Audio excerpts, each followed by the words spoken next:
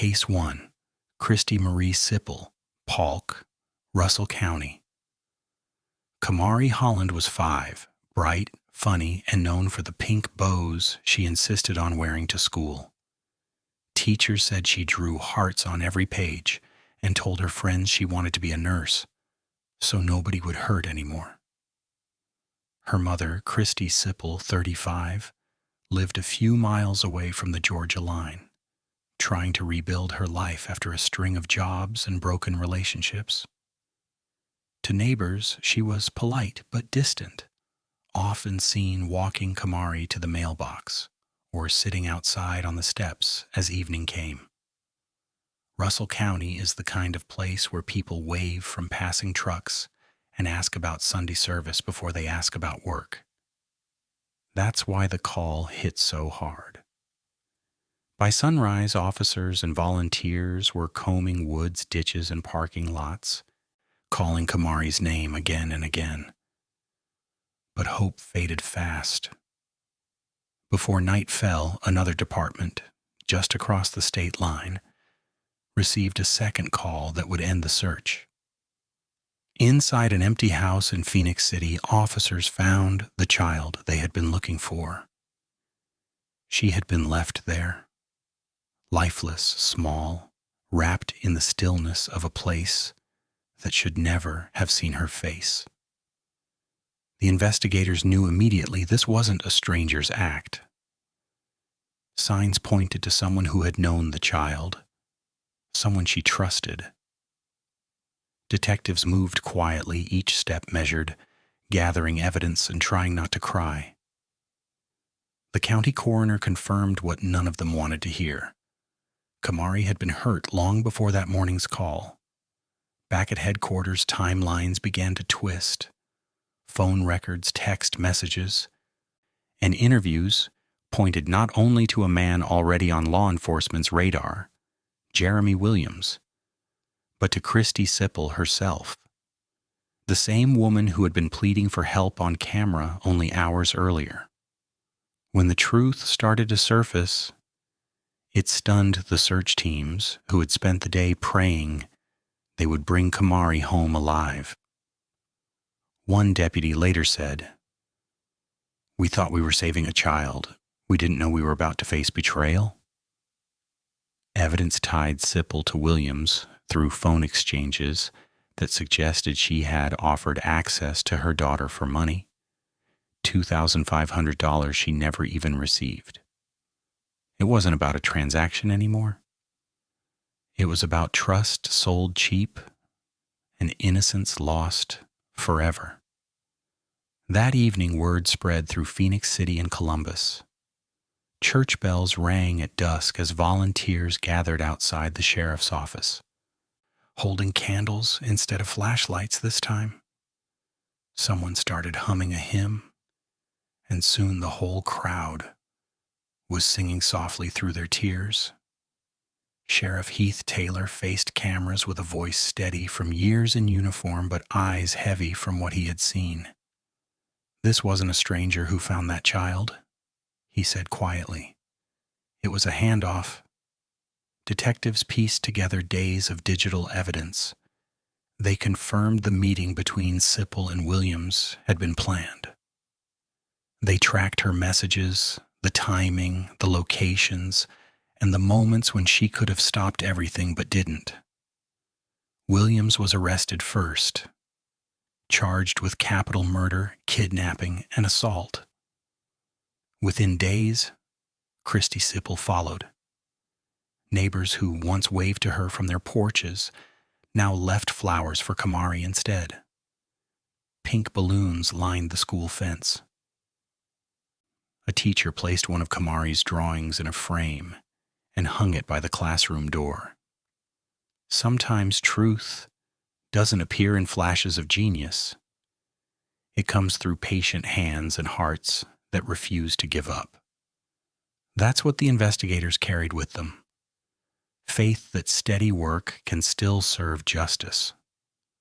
When officers confronted Siple with the messages, she lowered her head and said only, "It wasn't supposed to happen like this." There was no explanation that could mend what had been broken. She was charged with capital murder and human trafficking of a minor, charges almost unheard of in that small courthouse. Williams faced 4 counts of capital murder and received 4 death sentences. Months later, Siple accepted a plea to human trafficking and was sentenced to 20 years in state prison. She will not see freedom before 2042. Across Alabama and Georgia, the case sparked calls for stricter monitoring of offenders and stronger protections for children in unstable homes. But for most people, those laws came second to grief. In Phoenix City, the memorial outside the apartment grew every day. Stuffed animals, pink ribbons, notes written in crayons. On the note at the center, someone had printed 3 words in shaky handwriting: "We forgive you." Justice came in court. Peace is still coming. 1 prayer, 1 classroom, 1 candle at a time. Every December they tie new ribbons to the fence and whisper Kamari's name as if she can hear them in heaven. Maybe that's what healing really is, not forgetting, but remembering with gentleness. It wasn't a stranger who took her life. It was her mother. Case 2. Sara Tapia Franco, Cullman County. It was a cool autumn morning in 2019 when a quiet woman dialed 911 from a small duplex just outside the city of Cullman. Her voice was soft, trembling in Spanish. "Mis bebés, no respiran." "My babies, they're not breathing." When deputies arrived, they expected chaos. Instead, they found silence. In a dim bedroom, 2 brothers lay side by side on a twin bed, 9-year-old Taylor and 3-year-old Alvaro Garcia. Taylor still wore his Spider-Man shirt.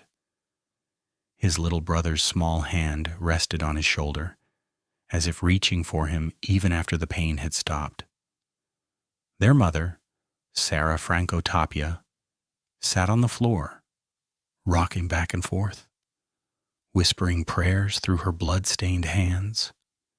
Neighbors later said she was kind, polite, and always tired. She cleaned houses, worked nights at a poultry plant, and raised her boys alone after her husband's deportation. Taylor was bright, protective, often translating for his mother at school meetings. Alvaro followed him everywhere, carrying a toy car, laughing at everything. No one in Cullman's small Hispanic community could imagine what had just happened. The night before had been ordinary. The boys watched cartoons, laughed about Halloween decorations, and fell asleep in their shared bed. Before dawn, neighbors heard faint music from inside, a children's show playing softly. Minutes later, it stopped. When deputies entered, a note lay on the kitchen counter written in Spanish. "Perdónenme. No puedo protegerlos más. Forgive me, I can't protect them anymore." Detectives pieced together what those words meant. In fear of losing custody and drowning in loneliness, Sara believed she was saving her sons from a future she couldn't control.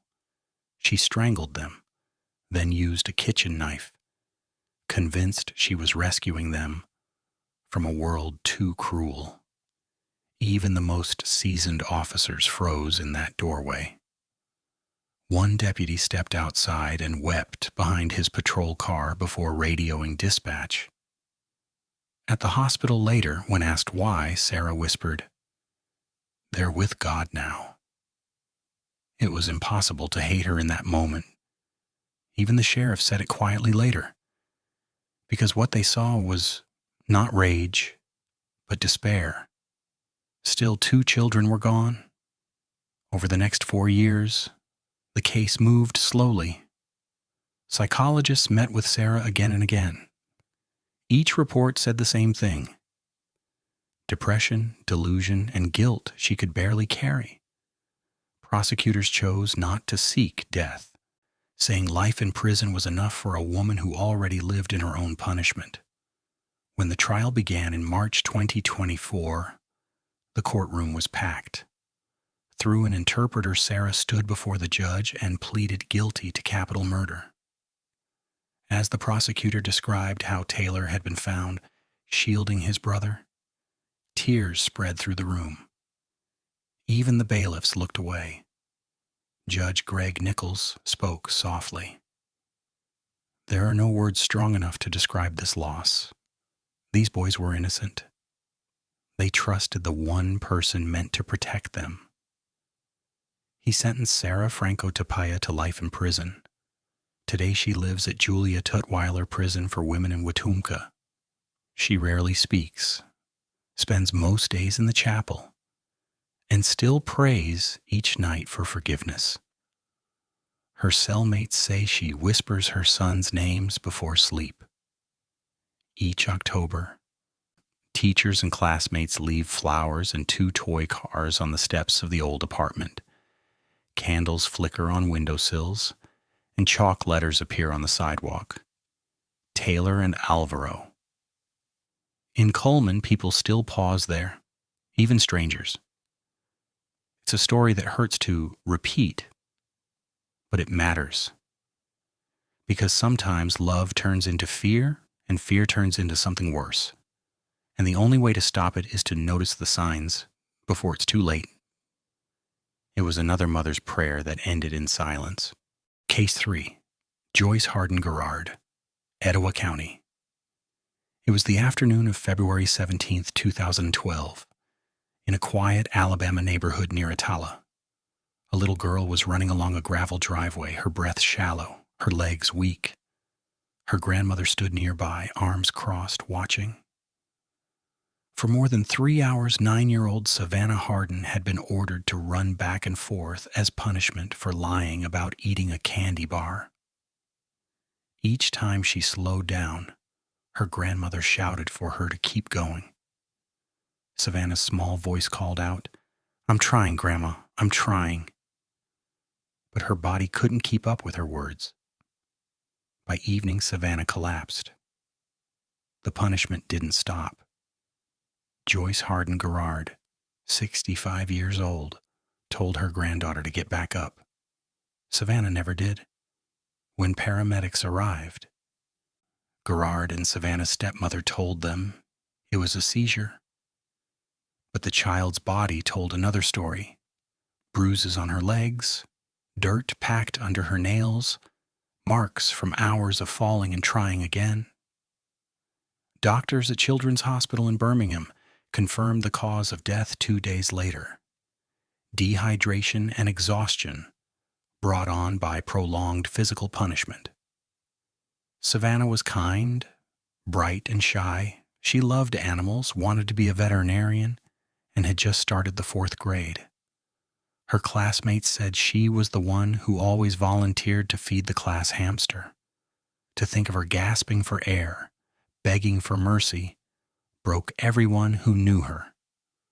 Investigators soon heard from neighbors and a school bus driver who had seen Garrard timing Savannah with a stopwatch. They watched her run laps while the older woman yelled from the porch. What had begun as discipline had turned into cruelty. When detectives confronted Garrard, she said she didn't mean for it to go that far. But it had. Savannah's body bore hours of suffering, and there was no question who had caused it. The case went to trial in 2015. For 3 weeks, jurors listened as witnesses described what they saw and heard that day. Some cried as they spoke. One neighbor said she heard Savannah's voice fade with each lap. The prosecution argued that the child had been tortured, that punishment had crossed into something beyond reason. The defense called it an accident, but the truth was written across every photograph. Sheriff Todd Entrican said later, "I've worked 30 years in law enforcement. I've never seen anything so cruel." When the verdict came, the courtroom was silent. Garrard was found guilty of capital murder. The jury voted 7-5 in favor of death. Judge Billy Ogletree overruled them, sentencing her instead to life in prison without parole. "This court," he said, "has no doubt that what you did was torture. Savannah's last moments were spent in terror and pain, and you were the cause."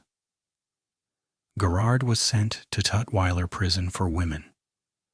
Less than a year later, she died of a heart attack behind bars. Savannah's stepmother, Jessica, later pleaded guilty to child abuse for failing to stop it and served 3 years. Savannah's story changed Alabama. Lawmakers began revisiting child abuse penalties, and local organizations started new programs to teach neighbors and teachers how to spot when discipline goes too far.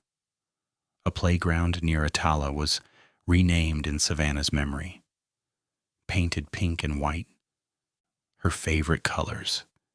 Each spring, children play there. Their laughter carried on the same wind that once echoed her cries.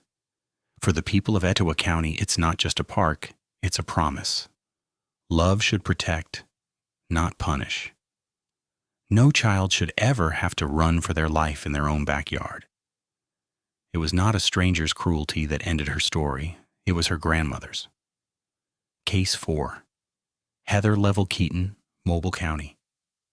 It started quietly in 2010, deep in Mobile, Alabama. A small apartment, 2 children, a young father, a girlfriend who kept to herself. To neighbors, it looked like an ordinary family. But behind that door, a long nightmare had already begun. The children were Natalie and Chase DeBlas, 4 and 3 years old. Natalie loved to draw. She told her teachers she wanted to be a princess. Chase followed her everywhere, dragging a blanket twice his size. They were bright, laughing, full of life. But by that summer, the laughter stopped. Weeks turned into months without anyone seeing the children. Family members started asking questions. Each time their father, John DeBlas, had an excuse. Natalie was with relatives, Chase was staying with friends. No one suspected the truth until December, when a tip reached police in Mobile. Officers searched a wooded area outside Citronelle. Under pine needles and roots, they found the remains of a small child. Tests confirmed it was Chase. Days later, across the state line in Mississippi, another search uncovered Natalie. 2 children, 2 graves, miles apart. Investigators learned that inside that apartment, Heather and John had turned cruelty into routine. The children were locked in closets, starved, tied with tape when they cried. Sometimes the neighbors heard thuds through the walls and the sound of a small voice begging to be let out. When the news broke, Mobile froze. People lit candles along the courthouse steps. The same police who had carried the children's photographs now carried their memory like a wound. One detective said quietly, "We walked away different people that day." Heather Leavell-Keaton told officers she had been afraid of John, that she hadn't stopped him. But witnesses and text messages told another story.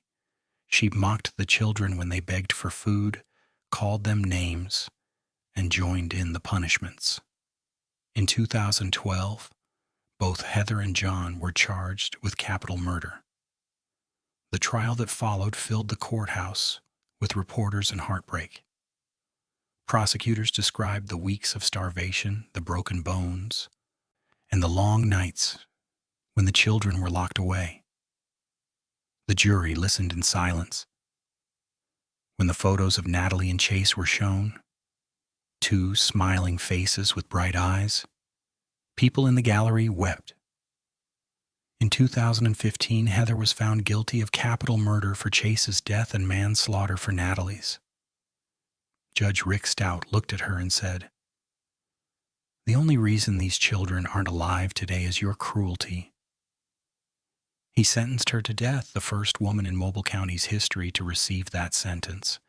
John DeBlas, was convicted in a separate trial and also sentenced to death. Appeals came and went. In 2023, the U.S. Supreme Court declined to intervene. Today, Heather waits on death row at Tutwiler Prison.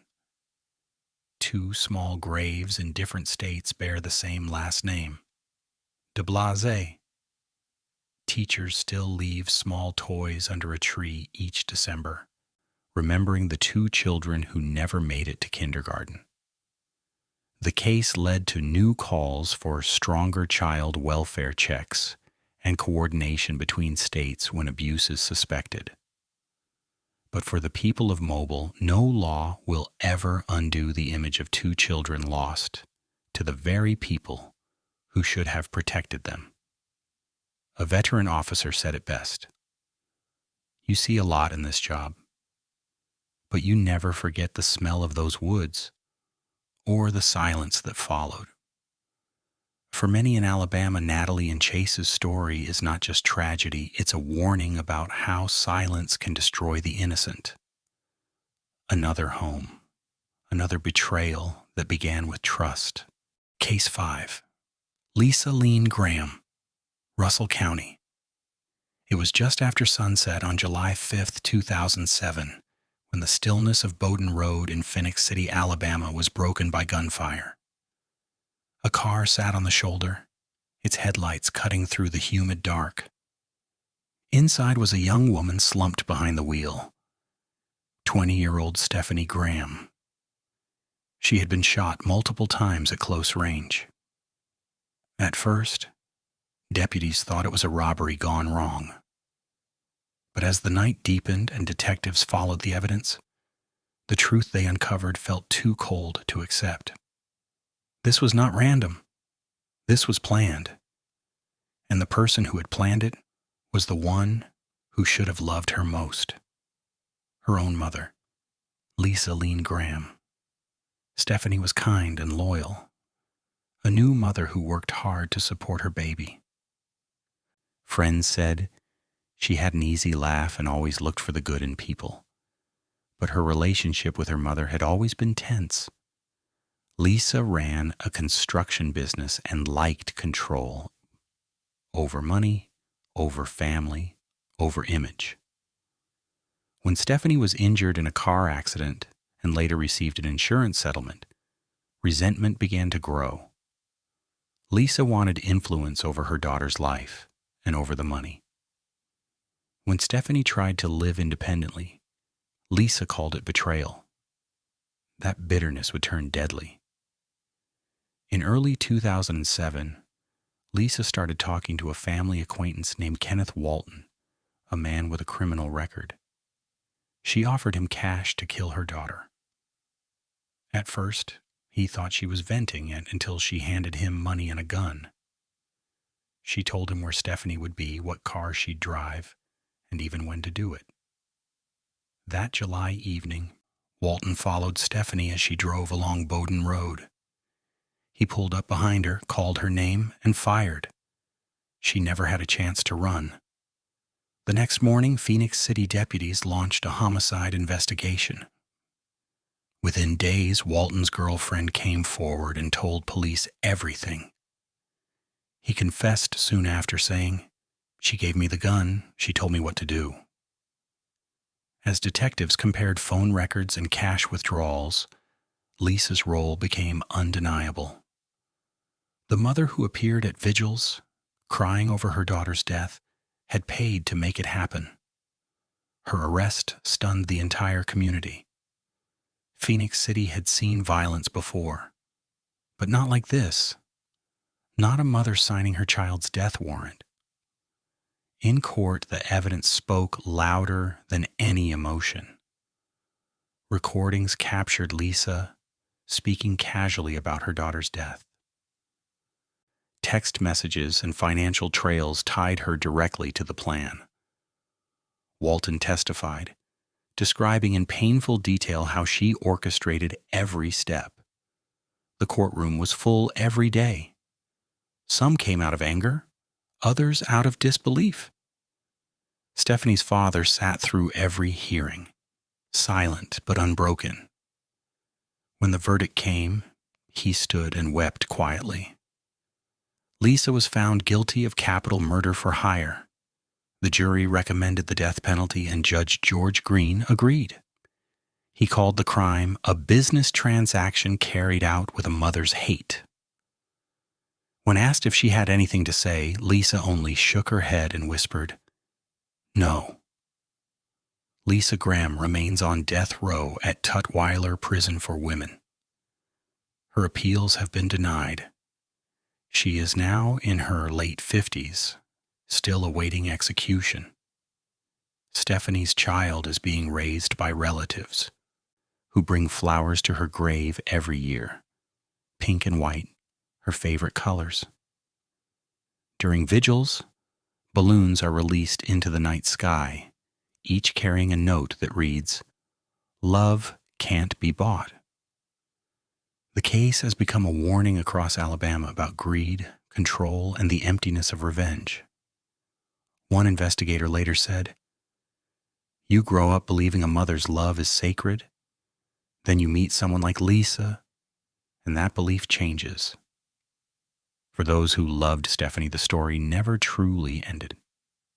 It lives on through her child, through the people who refuse to let her memory fade, and through the echo of that terrible night, a reminder that the darkest betrayals often come from within the home.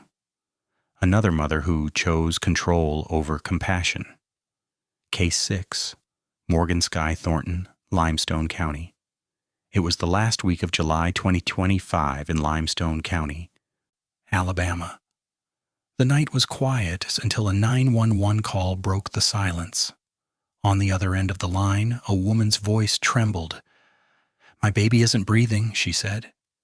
Deputies and paramedics rushed to a small apartment on Hines Street in Athens. Inside, they found a 5-month-old baby lying on the floor, still and cold. The mother, 27-year-old Morgan Skye Thornton, stood nearby, her hands shaking as she tried to explain. She said she didn't know what happened, but the bruises told another story. The baby's face was swollen, ribs fractured, marks across the small body that no fall could explain. Medics worked in silence, trying to bring back a heartbeat that had already stopped. But there was nothing left to save. At first, officers wanted to believe her story, that it was a tragic accident.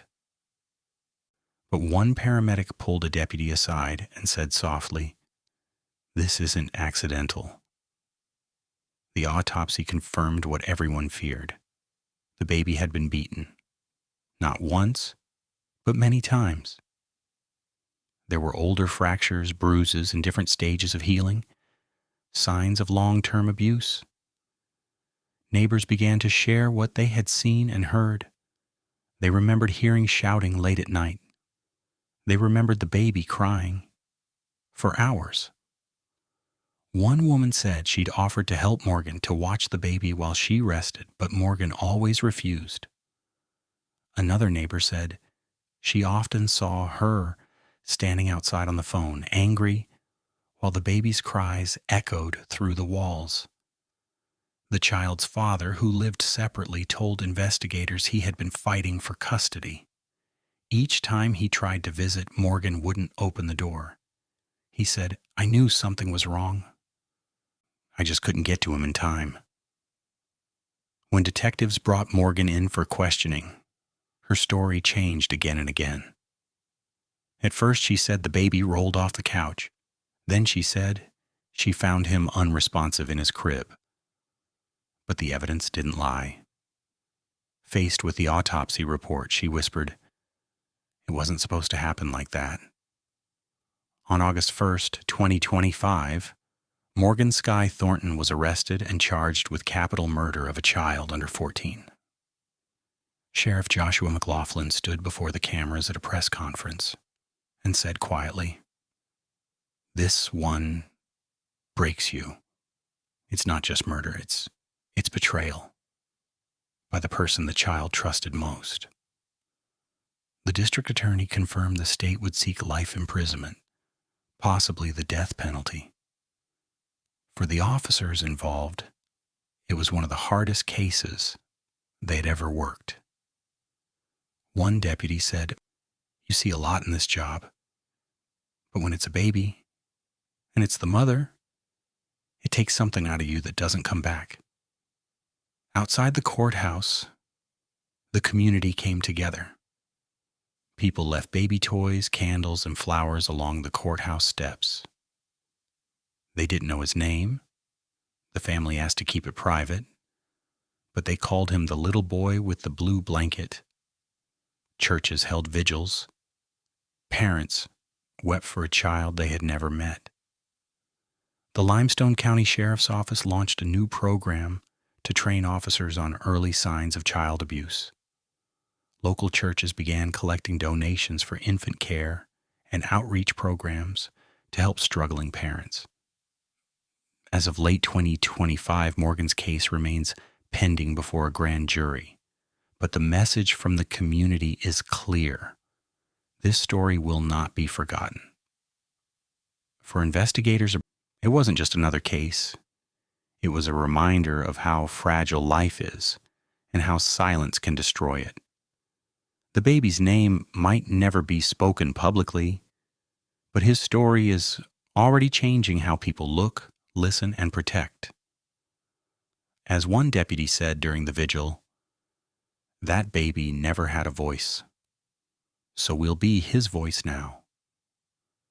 Another child gone, another life taken by the one meant to keep it safe. Case 7, Terica Pearl, Etowah County. It was the early morning of August 9th, 2025, in Gadsden, Alabama. The town was quiet, wrapped in the stillness that lingers before sunrise. At the West Gadsden Funeral Home, an employee arrived for routine work, unlocking doors, checking lights, preparing for another day of farewells. But inside one of the hearses parked behind the building, something caught their eye. A small shape. Still, wrapped in a blanket. At first they thought it was a doll, but when they stepped closer, they realized it was a child. A little girl, lifeless and cold. Her name was Blessence Pearl. She was just 1 year old. Within hours, police surrounded the funeral home. Yellow tape went up. News vans began to arrive. And by sunrise, detectives had already arrested her mother, 29-year-old Terica Pearl. She was charged with capital murder of a child under 14 and held without bond. Alabama law leaves no room for mercy in cases like this. Investigators learned that Terica had carried her daughter through the streets that morning, heading toward the funeral home just after 2 a.m. Cameras captured her walking under streetlights, holding the baby close. By the time she reached the hearse, Blessence was gone. A thick robe string, one that matched a bathrobe found in Terica's car, was tied around the little girl's neck. Detectives also found fibers from that same rope on the child's arms and hair. When Terica was questioned, she broke down. At one point, she said, "I asked her, 'Are you safe now?' And then, through tears, 'Oh my God, what have I done?' The sight of that small body inside a hearse left even seasoned officers shaken. One detective later said, 'It's something you never forget. Not because of the horror, but because of how quiet it was, like the world itself held its breath.' The community's grief came fast and deep. People brought flowers and small toys to the gates of the funeral home. Candles burned through the night, flickering beside hand-drawn signs with her name, Blessence. Her grandmother told reporters, she was light, she was laughter, she was love. As evidence was gathered, the story grew more complex. Terica's defense argued mental illness. that she wasn't fully aware of what she was doing. But detectives insisted the case was clear. The rope, the footage, the confession. This was a crime of action, not confusion. Prosecutors are building their case, preparing for what could become one of the most emotional trials in Etowah County's history. Meanwhile, child advocates are pushing for more mental health support for mothers, saying no one should reach such a breaking point alone. Gadsden is a small city, but its heart is large, and that heart has been heavy ever since. Local churches have held vigils each month since the tragedy. During one service, a pastor said softly, "When a mother's love turns to harm, the whole world feels it. But we don't stop loving. We love louder, for the ones who can't."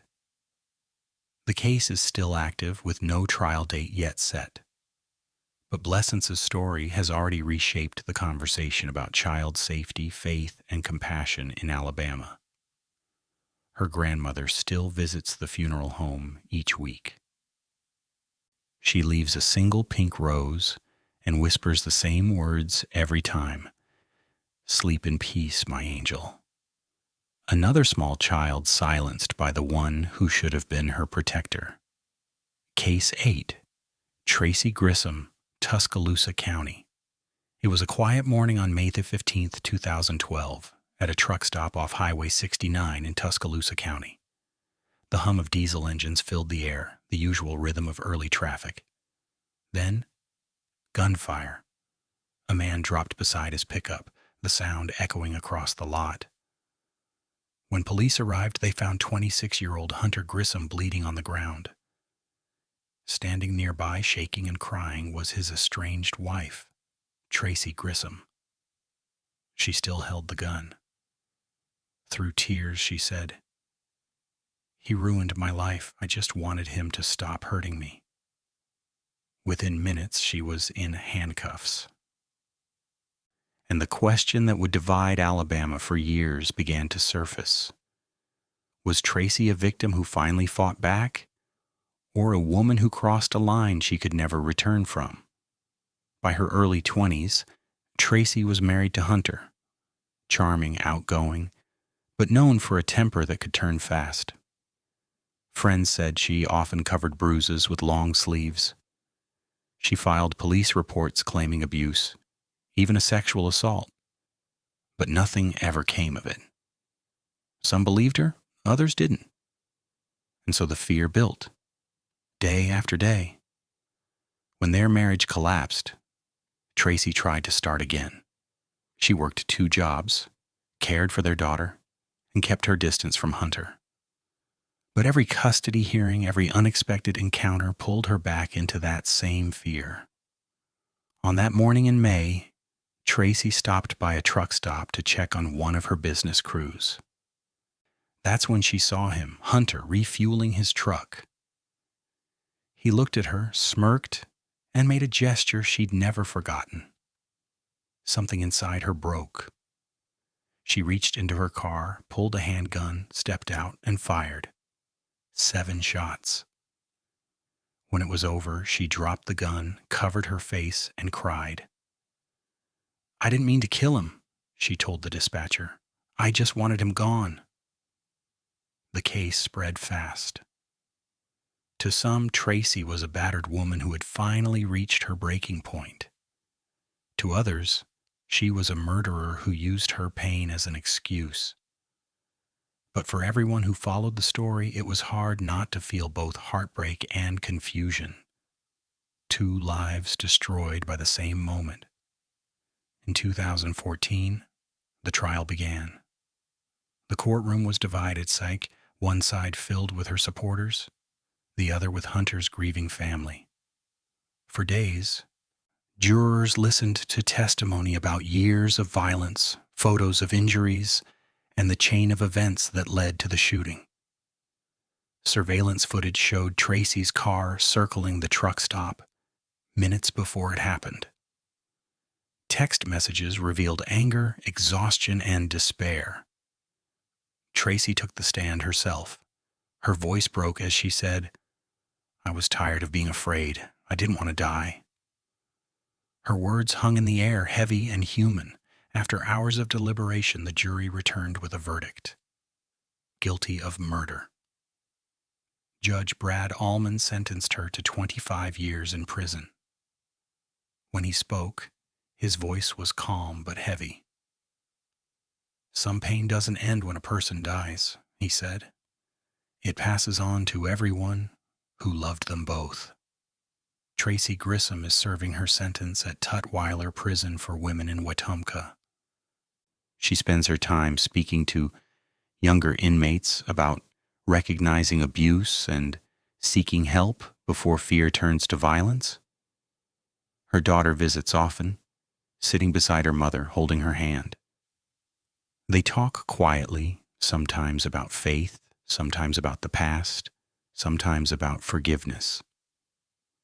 The case still divides opinions across Alabama. Some call Tracey's punishment unfair, others call it necessary. But everyone agrees on one thing: it's a tragedy that never should have happened. A pastor who attended her sentencing said, "When love turns to fear and fear turns to anger, no one wins. Only loss remains." Tracey's story asks the question no court can truly answer. How far can someone be pushed before they break? And when they do, is that justice or just another kind of pain? Case 9. Christy Michelle Scott, Franklin County. It was the early morning of August the 16th, 2008, when the small town of Russellville, Alabama, woke to sirens and smoke. A house on Posey Drive was on fire. Flames lighting the sky, smoke stretching across the road. Firefighters rushed inside, battling the heat, the crackle of wood, the roar of something already lost. When the fire finally died down, they found what everyone feared most. In what used to be a little boy's bedroom, under the blackened frame of a small bed, they found him, 6-year-old Mason Scott. He was curled in a corner, as if he had tried to hide. Christy Michelle Scott was outside when rescuers arrived, wrapped in a blanket, crying. She told them she had tried to reach her son but couldn't. She said the flames spread too fast. Neighbors hugged her, brought her water, and told her it wasn't her fault. Everyone believed her, at first. But the more investigators looked, the less her story made sense. Christy had told one version to firefighters, another to the police. And then, when the evidence came back, something darker began to surface. The fire didn't start by accident. Traces of accelerant were found near Mason's bed and along the hallway leading out of the room. The burns didn't match an electrical fault. They matched a deliberate pattern. Investigators soon uncovered another piece of the puzzle. Christy had taken out multiple life insurance policies on her son, worth tens of thousands of dollars. She was in debt, her marriage crumbling, her finances unraveling.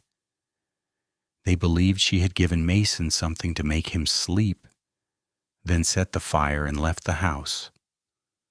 When his body was found, there were no signs of struggle. He had died from smoke inhalation, peacefully, maybe even unaware.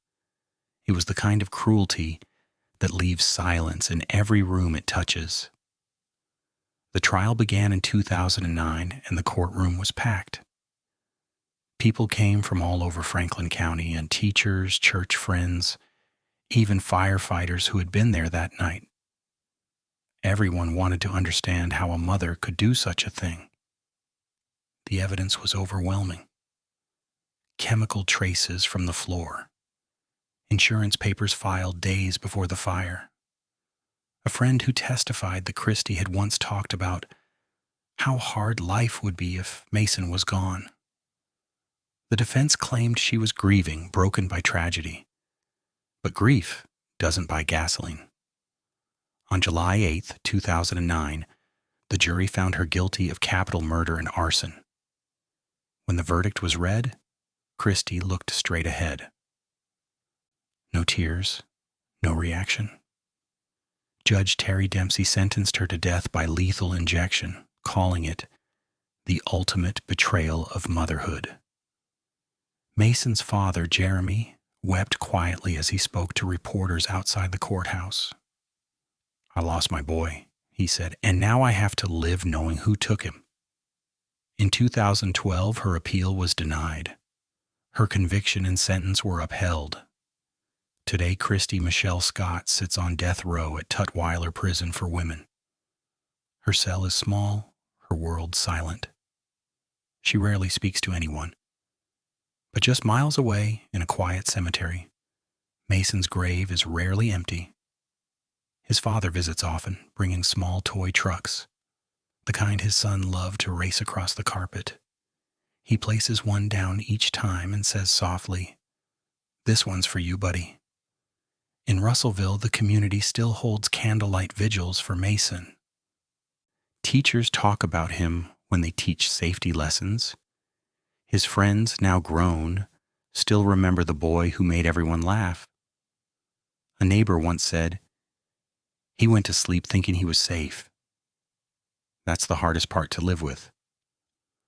For those who followed the case, Mason's story isn't just about justice. It's about what happens when love turns into something it should never be. A mother's love, meant to protect, turned into fire. Case 10, Peggy Sue Hall, Lauderdale County. It was the night of August 15th, 2019 on County Road 11, a quiet stretch of Lauderdale County where crickets usually sang louder than cars. But that night, the peace was broken by the sound of a single gunshot. When deputies arrived, they found 53-year-old Randall Steve Bobo dead in his home, shot at close range. There was no sign of a break-in, no theft. Nothing out of place except for the blood. This wasn't a robbery, it was personal. And before the week was over, investigators would discover something that left even veteran officers shaken. The person who had plotted Randall's murder was his ex-wife, Peggy Sue Hall, and the one who pulled the trigger was their son. Randall and Peggy had been divorced for years. Their marriage had ended in bitterness, and their arguments, mostly about money and jealousy, had never really stopped. But through it all, Randall had stayed close to his son, Cody. Fishing trips, birthday calls, small moments that still meant everything. He never imagined that bond would be turned against him. Peggy couldn't let go. Friends said she blamed Randall for every hardship in her life. For the divorce, for the bills, for her loneliness. And slowly, that resentment twisted into something colder. Detectives later pieced together what happened. Peggy had spent months manipulating Cody, feeding him stories that made his father out to be a cruel man. She told him Randall was dangerous, that he'd ruined their lives, that the only way to have peace was to get rid of him. Text messages between mother and son revealed the truth. She told him when Randall would be home. She told him where the gun was, and she promised she'd take care of everything afterward. On that August night, Cody walked into his father's house. He called out, "Dad?" When Randall turned around, Cody pulled the trigger. One shot, and everything ended. When deputies arrived, Peggy acted shocked. She cried, said she didn't understand. But detectives knew something didn't fit. There was no sign of forced entry, no stolen items, and Cody's story kept changing. When investigators checked phone records, the truth fell into place. Messages between Peggy and Cody painted the full picture. A mother who convinced her son that killing his father was the right thing to do. Faced with the evidence, Cody broke down and confessed. He told them, she said it was the only way. In court, the horror of it all became impossible to ignore. Prosecutors described Peggy as a controlling woman who used her own child as a weapon. They said she didn't pull the trigger, she built the person who did. The courtroom was silent as the evidence was read. Her messages, her lies, her careful planning. Randall's friends sat with tears in their eyes, unable to understand how a family could destroy itself like this. Peggy pleaded guilty to capital murder in December 2022. The judge looked at her and said, "You didn't just take a man's life. You took your son's future with it." She was sentenced to life in prison without parole. Cody, now burdened with the truth of what he had done, pleaded guilty to conspiracy in 2023. He was sentenced to 20 years, with 5 to serve and the rest on supervision. Today, Peggy Hall lives behind bars at Tutwiler Prison. Her son serves his sentence in a state facility nearby. And in Lauderdale County, people still visit Randall's grave. A quiet spot surrounded by pine trees and flowers. Friends leave fishing lures and small crosses. They remember him as kind, patient, and forgiving, even to those who would one day betray him. One neighbor said, "He loved them both until the end." That's what makes it so hard. He never saw it coming. The story of Peggy Hall spread far beyond Alabama, not because of its brutality, but because of its message. That family love can be twisted into something unrecognizable when bitterness takes root. At the end of every church vigil held in Randall's memory, the same words are repeated. Forgive before anger becomes the thing that kills. A mother's resentment turned her child into a weapon. Case 11, Amy Bishop, Madison County. It was a Friday afternoon, February 12, 2010. Inside a quiet conference room at the University of Alabama in Huntsville, professors sat around a long table discussing budgets and research. Laptops open, papers stacked. It was the kind of ordinary faculty meeting that happens 1,000 times a year, until the sound of gunfire changed everything. When officers arrived, the room was chaos. Chairs overturned, blood on the walls. 3 professors lay still on the floor. 3 others were wounded. And standing among them, clutching a 9mm pistol, was Dr. Amy Bishop, a Harvard-trained biologist, a tenured professor, and a mother of 4. Her colleagues froze in disbelief. She didn't shout. She didn't run. She simply whispered, "It didn't happen. There's no way." But it had. Amy Bishop was known for her brilliance, gifted, confident, and ambitious. But those who worked with her also saw something else, a short temper and a growing resentment after she was denied tenure. Her dream of a lifelong position at the university was slipping away, and behind closed doors, anger was building. It wasn't the first time violence had followed her. Years earlier, in Massachusetts, she had shot and killed her teenage brother. The case had been ruled an accident, though many questioned the investigation. Now, decades later, that same rage had resurfaced. On that February day, Amy walked into the faculty meeting with a pistol hidden in her purse. She sat quietly while the department chair spoke. Then she stood, aimed, and began firing across the table. Methodical, controlled, deliberate. Her colleagues screamed, "Dove for cover." Within seconds, 6 people were shot. 3, Dr. Gopi Padilla, Dr. Maria Ragland Davis, and Dr. Adriel Johnson Sr., were gone before help could arrive. When police cornered her in the parking lot minutes later, she didn't resist. She just stared at them and said, "It didn't happen."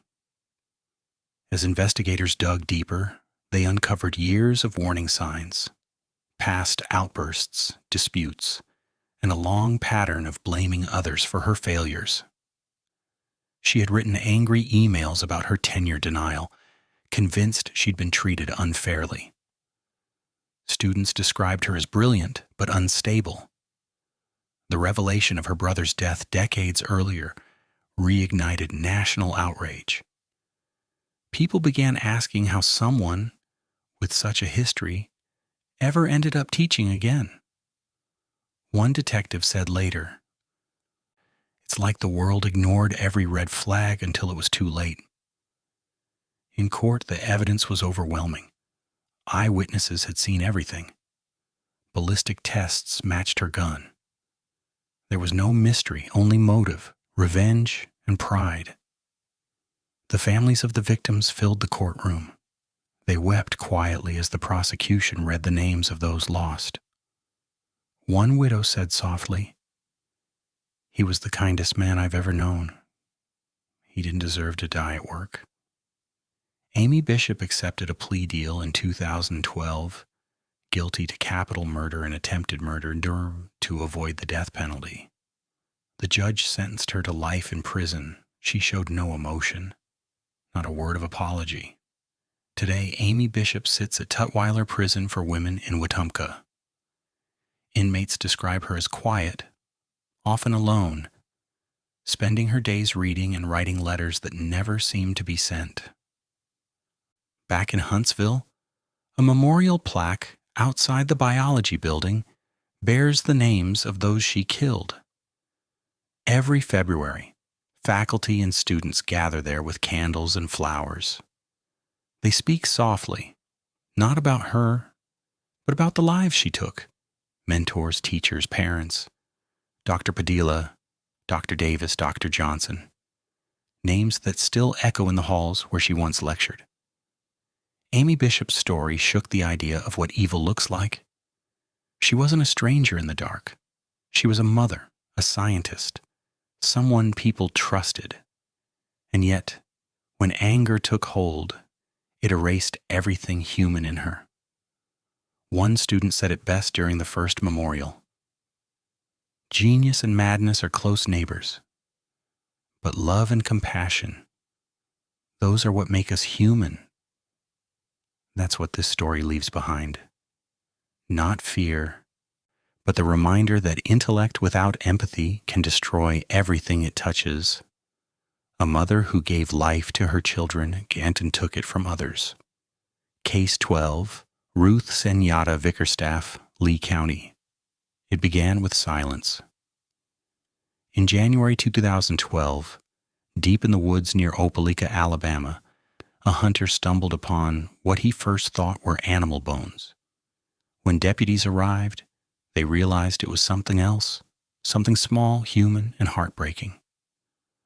The remains belonged to a little girl no more than 6 years old. Her bones were scattered beneath a tree. Her hair was matted. Her skull showed signs of injury. No one knew her name. For years, she was known only as Baby Jane Doe of Opelika. A nameless child buried under that title, while strangers came to visit her grave, leaving stuffed animals, flowers, and prayers for a child the world had forgotten. It would take more than a decade before the truth came out. In 2022, new DNA technology gave investigators a glimmer of hope. Using genetic genealogy, they built a family tree that led them hundreds of miles away, to Maryland. There they found the names Ruth and Lamar Vickerstaff, a married couple, Lamar, a Navy veteran, Ruth, his wife. The testing confirmed what no one expected. The little girl in the Alabama woods was Amore Wiggins, Lamar's biological daughter. When investigators knocked on the couple's door, both looked startled. They claimed they hadn't seen Amore in years, But as the questions continued, their story began to crumble. Amore had lived with Lamar and Ruth in Alabama. She was never enrolled in school, never taken to a doctor, never allowed outside freely. Neighbors said they heard shouting from the house. They saw the child, sometimes through the window, quiet, thin, always alone. Then one day, she was gone.